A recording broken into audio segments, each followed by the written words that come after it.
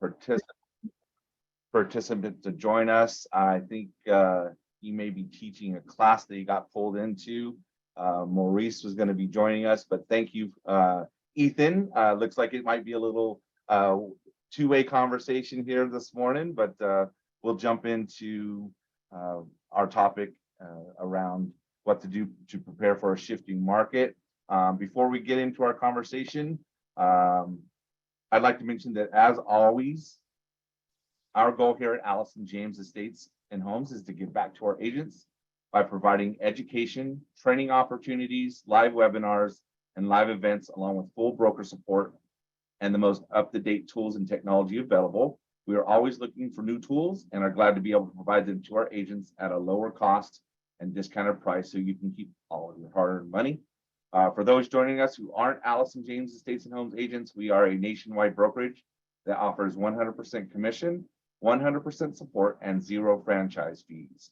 Why would you want to split all your hard-earned commission if you don't have to? If you'd like more information about Allison James, please visit our website at ajicareers.com.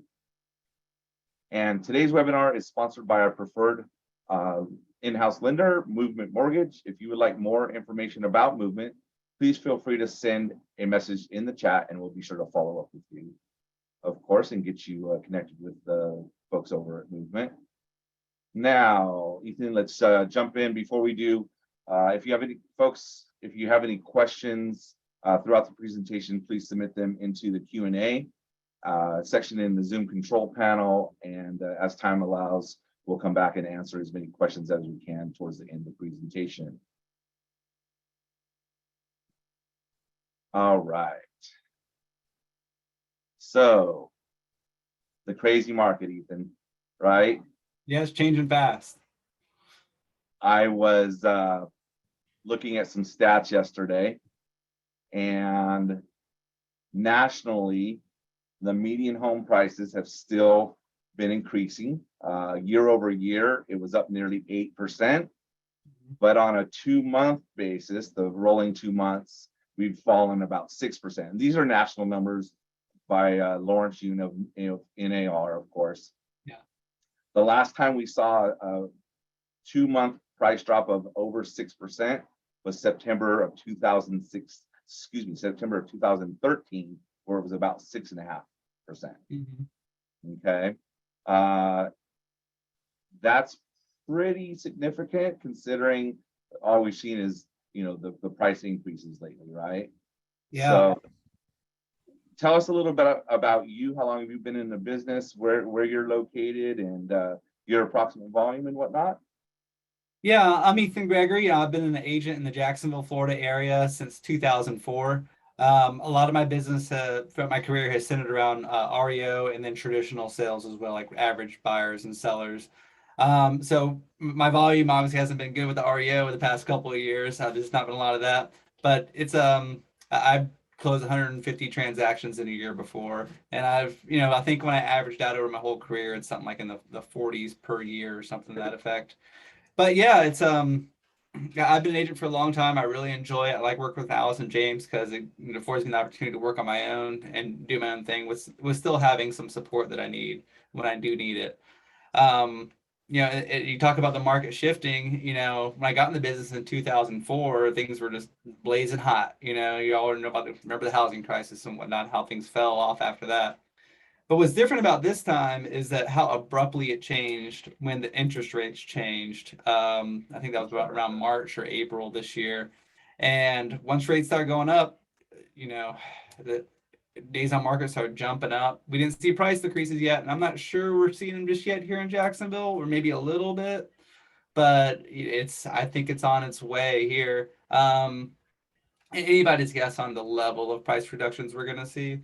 But it's time to start thinking about doing different things and having different conversations with your sellers and your buyers. And I've already started doing that with some of my customers, whether it's REO or traditional homeowners. Like, for example, I met with a homeowner last Saturday, and I brought her the market stats for her specific area.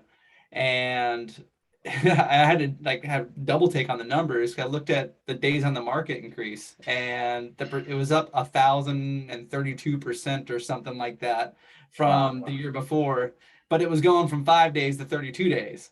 And so Right. it's still a fast market. 32 days on the market is very fast historically. And, most homeowners and, over my entire career would look at that and say, if my home's in the market 30 days and I get a great offer, it's awesome. But we were so accustomed for the past 2.5 years to just slap the highest price on a home we could and then just let it bid up, because there was such a frenzy for it. But with the market changing right now and interest rates continue to go up, I think we're going to really enter into a different market coming here. Absolutely. And we're actually seeing, it's interesting, the inventory levels are flat from last year and have actually ticked up here most recently. So the reason obviously for the tick up is that they're sitting on the market a little bit longer, right? That days on market is being extended.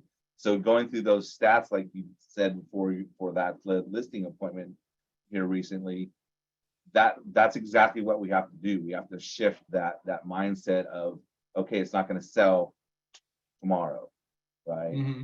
Yeah. And you mentioned, your REOs, they're the asset manager are always asking for extended sales periods, right? How long is it? If we price it at this price, it's going to sell in 30 days. This price, it's 60 days, and so on. That's really the conversations we have to have, and you can only do that, right, by asking the right questions of the seller, what their expectations are, how soon do they need to be where they're trying to get to, and then you can price it accordingly based upon where that market's going, right? Yeah. And here in Jacksonville, I'm not sure about everybody's market, we still have a great amount of activity. Homes will still fly off the market if they're like first time home buyer price, like average incomes, average price range, and they're in good shape in an okay area. They will still jump off the shelves. And also investor properties. Jacksonville has a very strong rental market. That's still going on. And so surprisingly, the investor market has really stayed strong in the past 6 months too, as well. And so with that, you're kind of you got talked about your seller's expectations.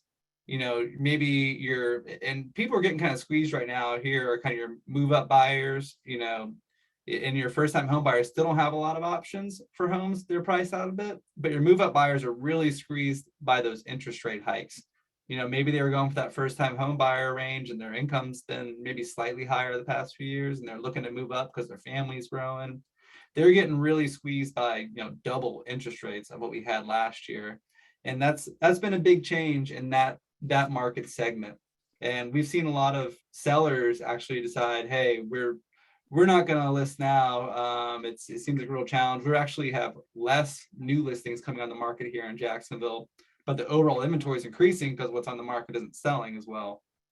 So inventory's up. New listings are actually percentage wise down by a few percent. But a lot of sellers saying, I'm just going to rent it. The rental market is so strong here right now. And they'll do that. And you kind of got to, I understand that perspective, but if you're trying to get the home sold for them, they called you for a reason. They want the home sold. And so try to help them get that goal there. One I ran into recently was a seller who it's like, if I got to buy something, interest rates are so high right now. We got them in touch with a lender and they said, well, actually, if you do an ARM, you can get in a 5-1 ARM and it's going to adjust after 5 years, and interest rates you can refinance before that time frame comes when rates come down. And so that kind of thing can help the conversation with a seller who's not sure about how they're going to be able to buy a home in the future now too with the changing interest rates. Right. And it's interesting, everything that you're alluding to there is a shift. So we're talking about like what we're doing within our own businesses to shift and help not only obviously keep our volume up, but help those folks that we're interacting with. That's how we're going to keep our business running smoothly. So really what you've done is you've just changed the conversation, right? Your conversation, your education, the information that you're giving over to the folks that you're interacting with, that's had to change, right? So talking about alternative loan options, I'm sure there's a bridge loan conversations happening for those folks that are still wanting to make that transition. So it's really the educational component that it sounds like you've sort of I flipped really the honed in script a on little that. bit. Yeah, because I mean, they can't live what happened even 6 months ago. And that sounds crazy to say for your average real estate market, but you really can't look at the comp 6 months ago. You gotta look at your active comparables you're really competing against. When you meet with a seller, those can hold a little more weight these days than what your sold comparables are. Bringing it, here's what's active in your market right in your area. This is your competition. They've been on the market for 30 days and they're very similar to you. Like, what's your goal here? How fast do you want this home sold? Because I think these homes are very similar. And if you want to compete with this one, what do you want to do?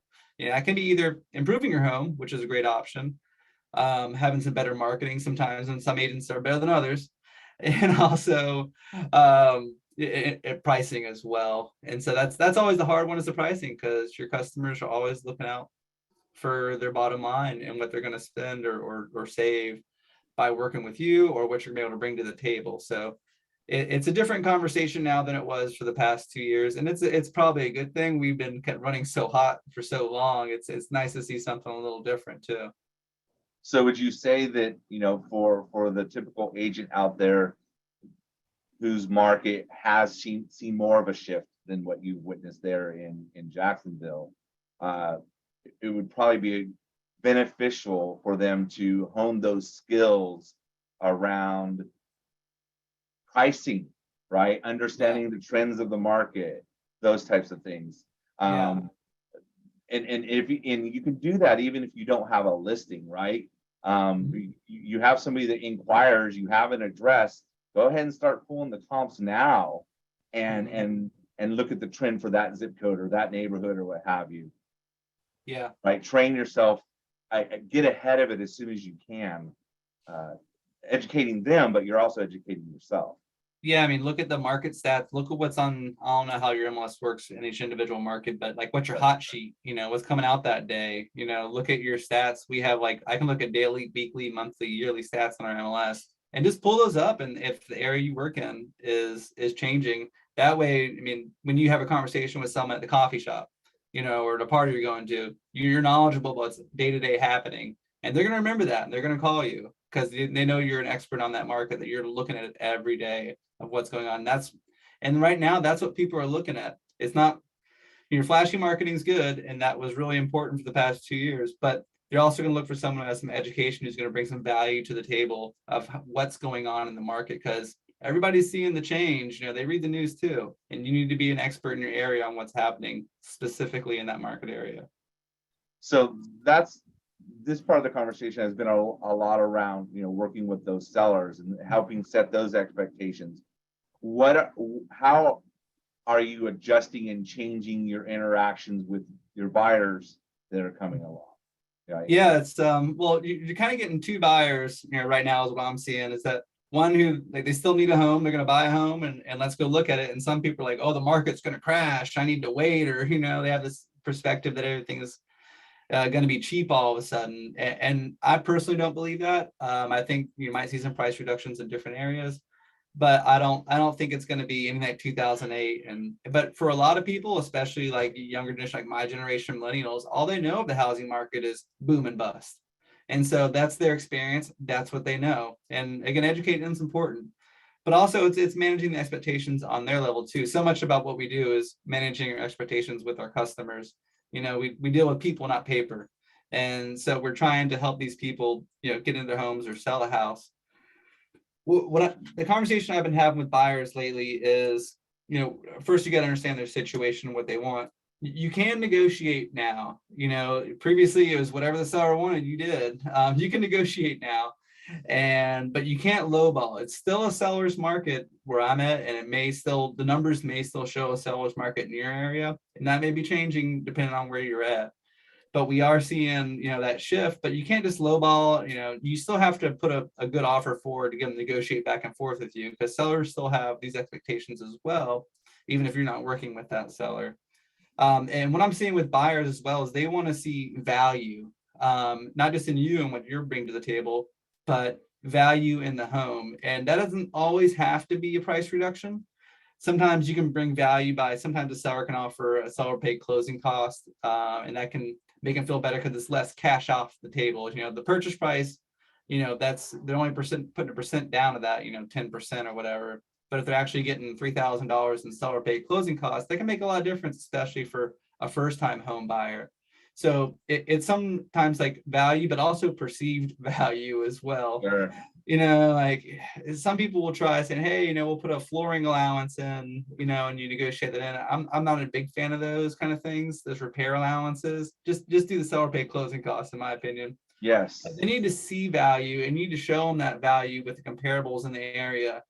You might say, hey, you know, 6 months ago, this home was selling for 300, but you're getting it for 285, you know, like, and that can just help them get them over the table. It's just a perceived value thing of what they're looking for in the market right now, because they're a little bit scared and they're paying a much higher interest rate. And I'm glad you brought up the ability to negotiate, because that is starting to happen. Obviously, folks aren't waiving every contingency under the sun from the get to get their offer at least reviewed.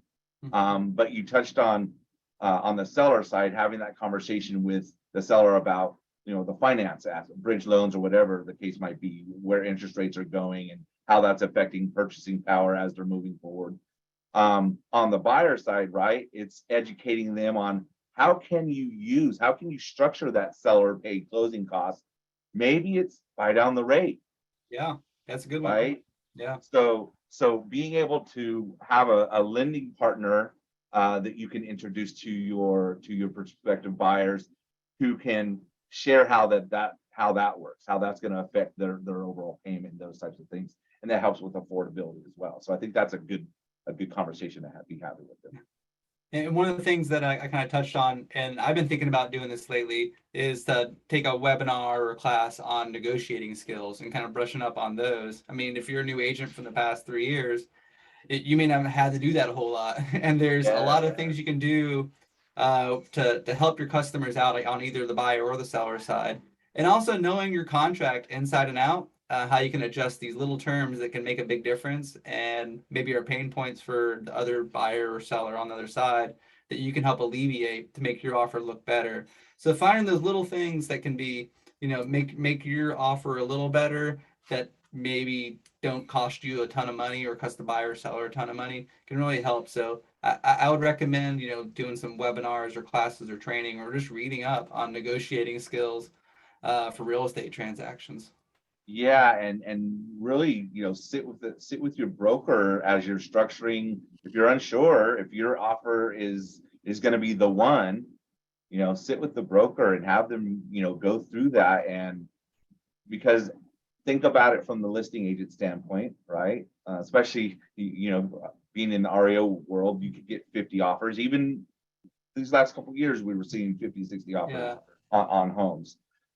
A listing agent isn't going to take the time and babysit 60 offers. Yeah. They're going to go through those offers and they're going to look for the best of the best. Yes, they should be presenting all of them to their seller, but that conversation is easy to have with a seller. You probably don't want to look at these, Mrs. Okay, no, I don't want to look at those, right? Yeah. And so you've had that conversation. So the ones that rise to the top are the ones that don't leave anything to chance. The listing agent doesn't have to guess what the intentions are of the buyer in that offer, right? So no blank spots. Spell out exactly what you're trying to accomplish, and then everybody can make an informed decision. Yep. Yeah. So it's great that you are find that educational component, like you mentioned, for sure. So we talked about a little bit about, on the list side, on the buy side, right? Those interactions, educating. You mentioned something, managing expectations. At the end of the day, that falls into the top 3 things what we do, right? As a real estate professional. Because if you can manage a client's expectations, there's no surprises along the way, and they're going to be raving lunatic advocates for your services, right? Because you didn't allow them to fall into those traps. What about your changes with past clients? How are you helping maybe prepare their mindset, managing their expectations for when they are looking to sell, or hey Ethan, should I rent out my place, or what the case might be? managing path guys. So a lot of my business, I don't do a ton of like marketing and spend tons of marketing dollars. I mainly work on sphere of influence with my buyers and sellers, or the REO, which is a different thing. Sure. But working with sphere of influence, and you know, I hate to keep on harping on it, but I do put a lot of educational information out about how the market is changing. And that kind of thing can help build trust, where you're just being honest about what's going on and Right. building trust with customers through. It's hard because I want to say is I don't do a ton of marketing, admittedly, but I do work mainly in sphere of influence, and I'm big in the community. I'm active in my church. I'm active in my MLS board. I'm active in my neighborhood communities and my kids' schools and things like that. And so people just see me around, and I try to make it, just about, your personality and what you know and how you can do something better than somebody else. So I don't do a ton of actual marketing. And I don't do a ton of like emails to past clients or anything. I have like a blog and market information I send out, but it's not really like my goal to do some intense marketing. Most of my marketing is like branding and awareness. And so I make it more about education and more about information that I can provide that other people can't. So with not spending a lot of money on the marketing outreach, obviously there's still a cost to that, right? So have you reallocated like your time into certain areas more so than what you were focusing on in the past? Yeah, I have actually the market research part of it. And, in terms of like the market shifting, being more proactive and looking out for buyers when you're out in the community. If you're doing something and somebody's talking about wanting to buy a house, and you got to be there, you got to say something.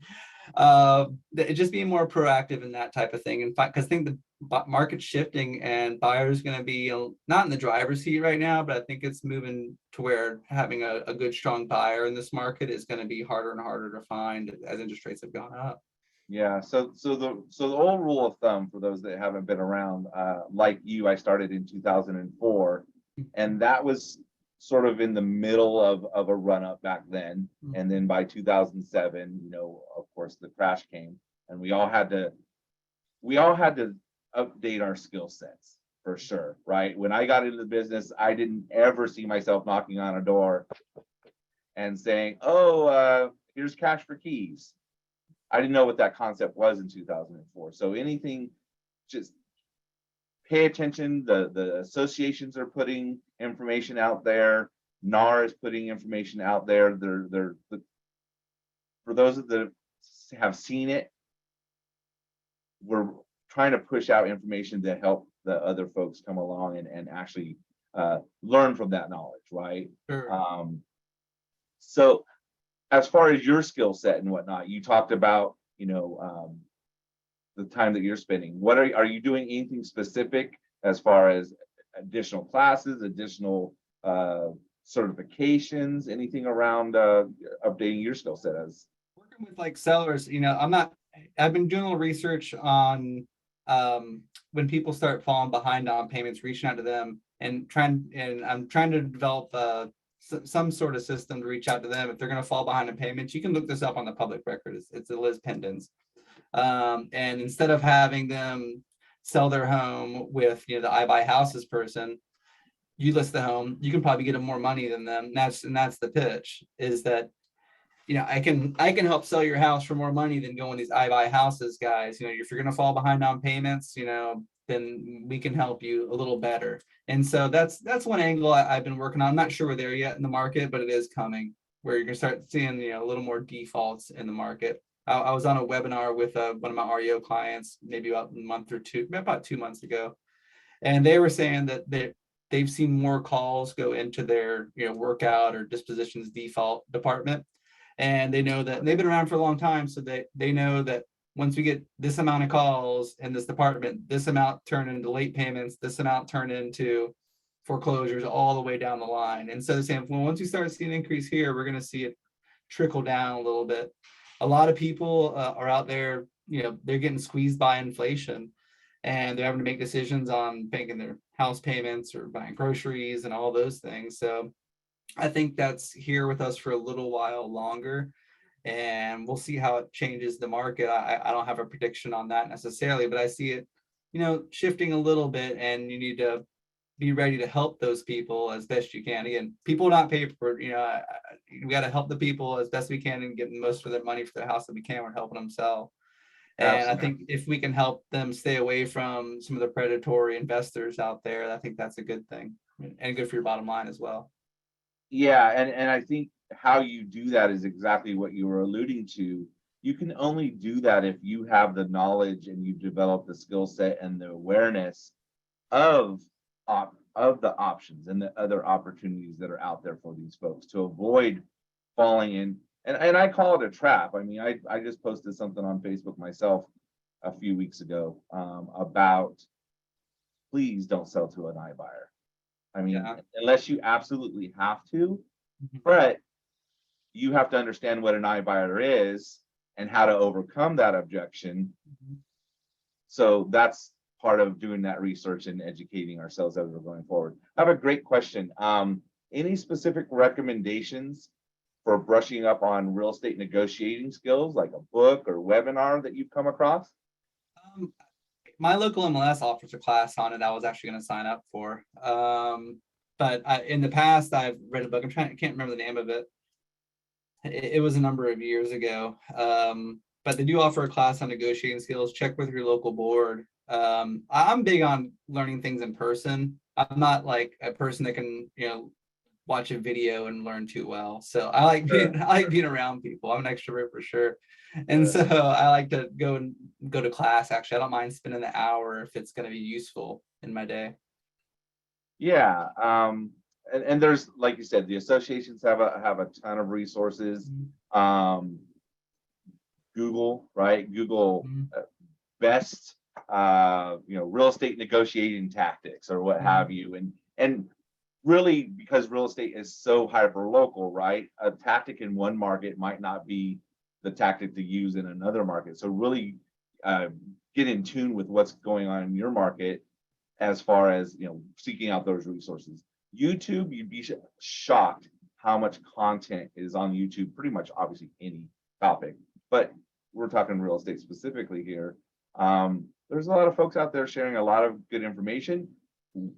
What we then have to do, I think, as that real estate professional, is absorb what we're comfortable with and realize that not all instruction is good instruction, depending upon the client that we're going to be sitting in front of, maybe in an upcoming listing presentation or helping a buyer negotiate, right? There's certain tasks that you want to avoid, certain paths that you want to go down. So we've talked about, your seller interactions, educating them, uh, setting expectations, of course, the buyer interactions, same thing, setting expectations, educating them, showing them where the market is going. That in some markets, yeah, you might be able to come in and lowball a little bit, but you better know what the market's doing. Are we still seeing a tick of increase in prices, or are we seeing 3% a month falling down like national, 6% over the last couple of months? Mhm. What is that trend? Because now you can share the trend with them, Yeah. right? Yeah, there should be enough stats now where you can see a little bit of a trend. And it's not just anecdotal. Like a couple months ago, I was talking with customers and it was always like, this is what I'm seeing in the market, and like doesn't really translate well my feelings about the market, When I have Yeah. the numbers to show them, it backs it up. And really pay attention to that hot sheet, like you mentioned. I think most Yeah. MLSs have the hot sheet. You can see, the days on market increasing. You can see price adjustments up or down, right? And you're pricing a lot more price adjustments down than we've seen over the last, 30 months, 24 to 30 Mhm. months for sure. So that's your friend, for no doubt. Any other insights around, because you've been, like we were talking about, you've been through the last run up, the crash, from 2012, 2013. There was still a lot of REO activity, but 2014, 15, the REO started falling off a little bit, and then we've seen this run up, right? We've Mhm. seen 40+% appreciation over the last couple years, some more in a lot of markets. And now we're seeing a little bit of a softening to that.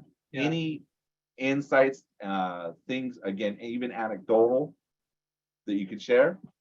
Yeah, the biggest word I've been using with my sellers lately is proactive. You got to be proactive with your pricing. If if your market's dropping 3%, whatever, like, well, you got to tell them, hey, if you don't price it where I'm telling you to price it today, it's going to be 3% in 30 days. If it sits on the market, it's going to be worth 3% less. So price it well today. Like some sellers, and this is not just this market, but some sellers want you to price too high, and you might say, okay, well, we'll try it for 2 weeks. Well, you're losing 2 weeks there, and the values are going down in your area. Or there's less buyers by that point if interest rates are going up. The purchasing power of buyers right now is being squeezed. And so it's just being proactive with those sellers. That's the biggest word I'm using with my sellers now. Be proactive about your pricing.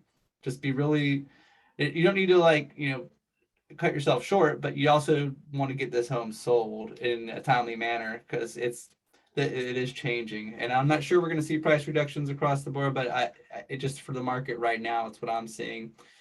And with my buyers, it's I think it's still a good time to buy if you're a home buyer, you're going to live there for 5, 10 years, whatever it is.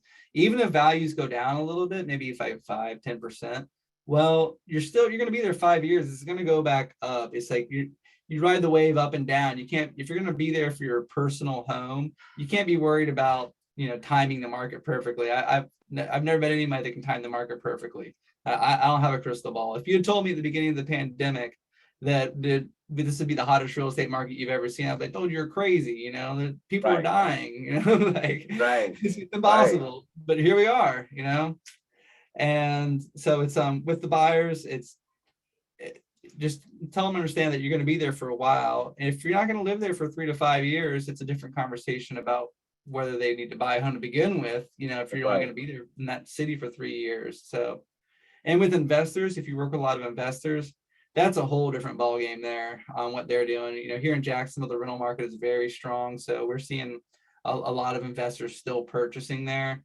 and paying numbers that I don't think make sense on rental properties, but they're doing them anyways. And flips are getting more and more tougher as well. Just because who's your back end buyer going to be 6 months from now? A lot of investors are scared about the flips a little bit these days, just because they're thinking, well, by the time I buy it, put all this money into it, and fix it up 6 months from now, where's the market going to be in there? They're a little scared of the flips right now, but the rentals are still doing strong. So it's being knowledgeable about your market for one thing, but also just kind of building perspective, with your customers as well. And and you mentioned proactive. There's another word in there too, strategic, right? Be strategic in the client's trying to accomplish something. So how are you going to how are you going to get there? Well, by using the right strategy, right? Pricing correctly, everything that goes into that. Yeah, investors, rents. I mean, rents are strong here. I know the answer. What my answer is to this question, as far as what is a normal market, but for those folks who have only seen this run up, what's your explanation of a normal market when you're talking to what's a balanced market for you? Well, you're talking about months of inventory, like 5 to 6 months supply of inventory in the market. It's kind of like the standard conversation you're going to have. Like that's usually the historic norm of, buyer and sellers are equal.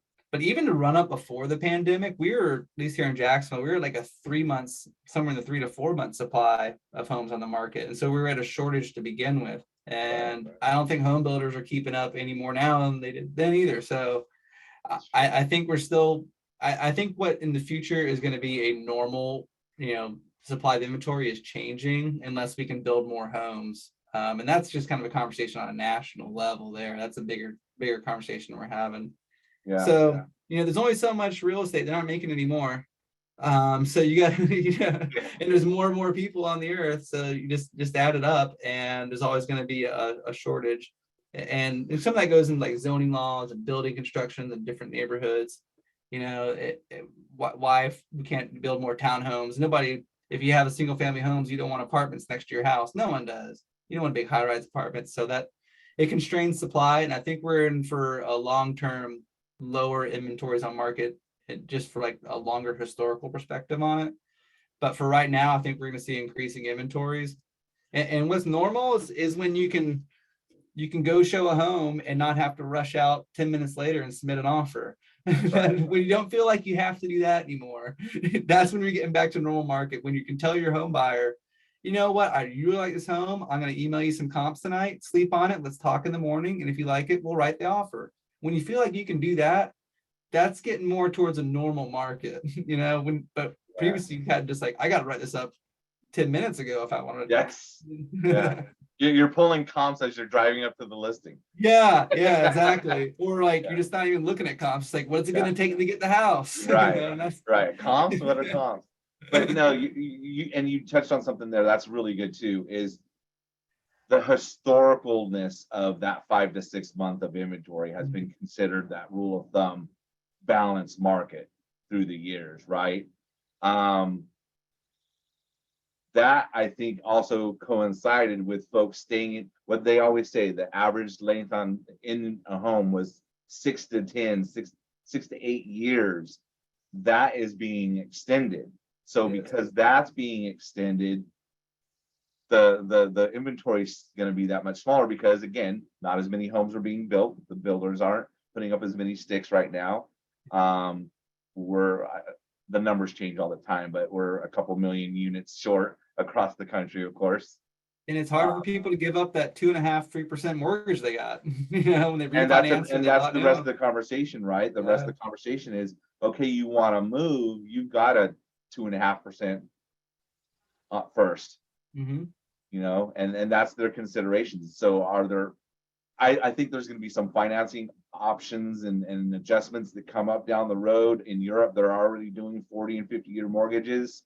Yeah. Who knows if that's the way that our markets are going to go eventually? Could happen. Nobody ever thought you could get an 84-month car loan. Yeah. Here we are. Right. So paying attention. So how can we can educate ourselves, right? Is paying attention to that hot sheet, like you mentioned, but also if you haven't been around for a while, go in and pull the MLSs have a ton of stats. All you got to do is find it. It's historical there, set that window and just look back a year, just sort of like when you're looking at stocks, look back 6 months, a year, 2 years, 5 years, 10 years, and you can see what those months of inventory have been.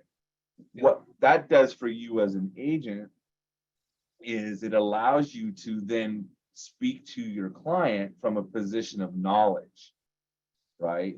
It gives you the horsepower to say, hey, this is what it was like a handful of years ago when you bought this home. I know you have that in your mind, but this is what's happening in this market right now as you're trying to sell this property, right? So you can give that seller some perspective as well, and you can do the same thing with buyers.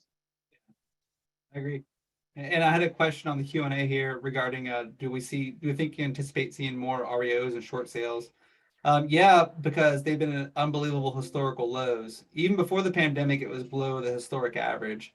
And during the pandemic, of course, there was a moratorium on those. And they've picked up since, and I would anticipate them increasing.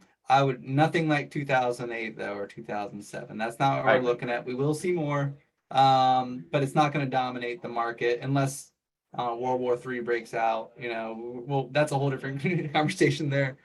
But I think that I think we will see more, but I wouldn't bet on it as being some giant influx of inventory or market shift because of that. I will say there will be more though. Just think about it from the numbers perspective of that, right? For a home to fall into short sale, if we've had 30, 40, 50% increases in value over the last couple of years, it's going to take a heck of a swing to destroy that equity to the point where somebody's going to be in a short sale situation. Now, I say that obviously with the caveat that they haven't rushed out and did a cash out refi and all this other stuff, right?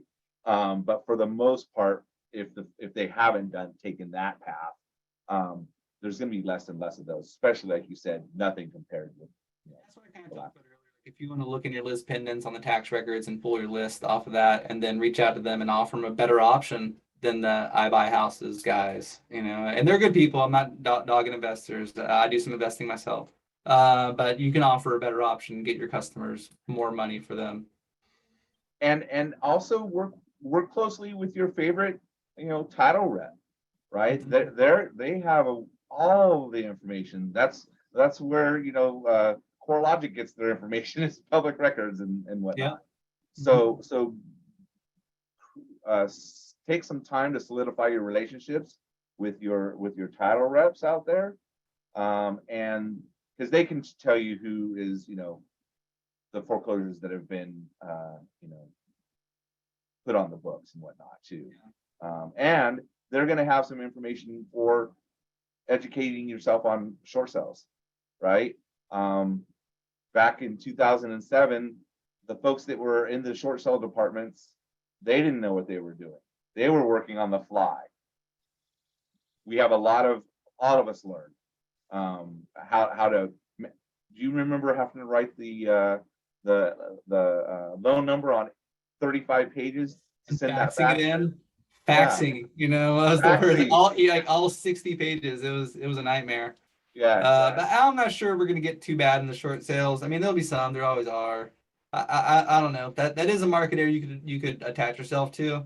I don't think it's going to be tremendous. Like I just don't think the REO is going to be tremendous either. But that was certainly a time and a place. Hope we never go back to with the short sales.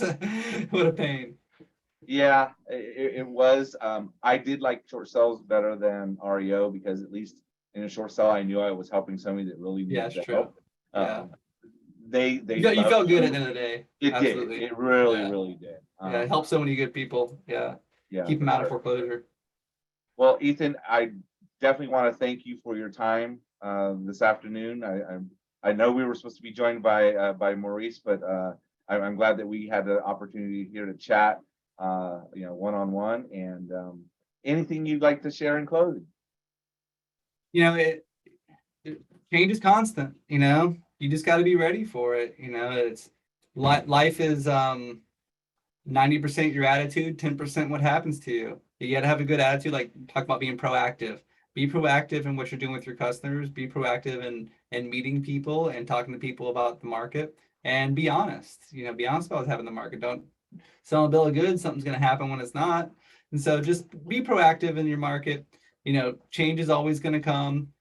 Home people still need a house to live in. You're not making any more real estate. Everyone needs a roof over their head. All these things will always be true. So just be confident in yourself. Make sure you're always showing your best foot forward when you're meeting with your customers, and it'll work out for you. Beautiful. Well, Ethan, again, thank you so much for your time today. Everyone, thank you for joining us as well. And hopefully you came away with some great information on how you can, set yourself up for success as we are running through this market that's going to become more balanced, more quote unquote fair for our buyers, of course, and set you up for success down the road. Appreciate it, Ethan. You guys Have a have great good rest of one. your day. Take care.